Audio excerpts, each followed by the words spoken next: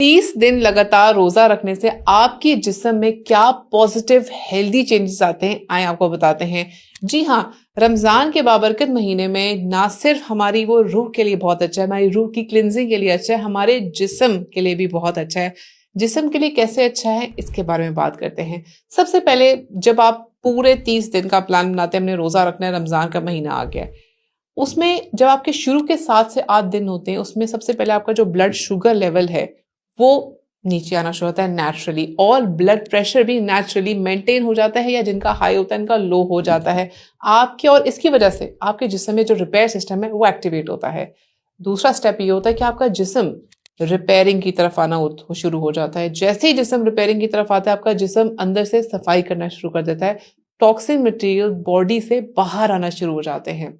तीसरा स्टेप ये होता है कि अगले नेक्स्ट 10 डेज में, अगले 10 दिनों में आपका जो डाइजेस्टिव सिस्टम है वो रेस्टिंग पोजीशन की तरफ जाना शुरू हो जाता है, जो कि वाइट ब्लड सेल्स की प्रोडक्शन को बढ़ाता है, जिससे आपके जिस्म में रिपेयरिंग शुरू हो जाती है। सफेद खुलिए आपके खून में बढ़ने से रिपेयरिंग शुरू हो जाती है। चौथा स्टेप ये होता है कि जैसे ही आपके ऑर्गन्स रिपेयर होते हैं, बॉडी में नेचुरल क्लींजिंग शुरू हो जाती है, जिससे आपकी एनर्जी लेवल्स बढ़ जाते हैं और कॉन्सेंट्रेशन बेहतर होती है, फोकसिंग बेहतर होती है, और आपकी, जिसे कहते हैं ना कि शुरू में इतनी ताकत नहीं थी, आगे जाके हमें इंड्योरेंस आ गई, ये उस वजह से होता है। अच्छा, उसके बाद नेक्स्ट स्टेप, फिफ्थ स्टेप ये होता है कि आपके टॉक्सिन्स एलिमिनेट होना शुरू हो जाते हैं। आपका जो लिवर, किडनीज और आपकी जो आंत में जो जो टॉक्सिन्स मौजूद होते हैं वो बाहर निकलना शुरू होते हैं, आपकी बॉडी पीक परफॉर्मेंस की तरफ जाना शुरू होती है।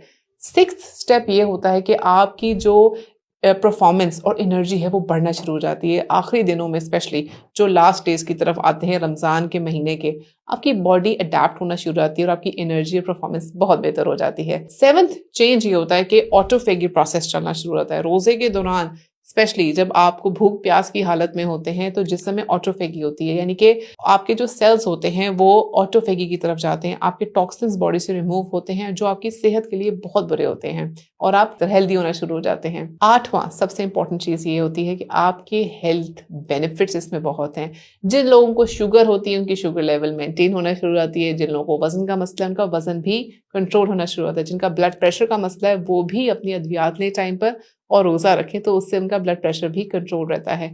अच्छा, इस सब में बहुत जरूरी है कि हम अपनी खुराक का बहुत ख्याल रखें, यानी कि डीप फ्राइड चीजें नहीं लेनी, आपने ज्यादा कार्ब्स नहीं लेने, अपनी हेल्दी डाइट और हेल्दी फूड्स लेने, जिसके रिलेटेड वीडियोस मेरी और डॉक्टर इरफान की बहुत आपके लिए मौजूद हैं। अपने रमज़ान को अपने लिए हेल्दी बनाएं, अपनी रूह की क्लेंजिंग पे ध्यान दें, और साथ ही साथ अपने जिस्म को मेक श्योर करें कि वो क्लेंज हो और डिटॉक्सिफाई हो। बहुत शुक्रिया।